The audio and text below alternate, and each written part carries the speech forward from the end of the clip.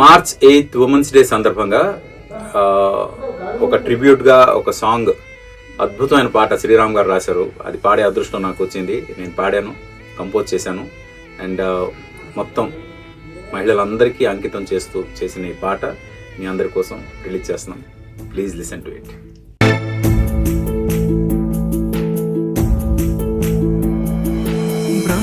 రాసాడే ఓ తల్లి తలరాత, కష్టాలే అన్నీ ఆ కట్టె కడదాకా. పుట్టుక పేరు ఆడబిడ్డ, పిలుపే మారదు బొందలో పడ్డ. పుట్టి నింట కారాల పట్టివే, మెట్టి నింట మరువని మట్టివే.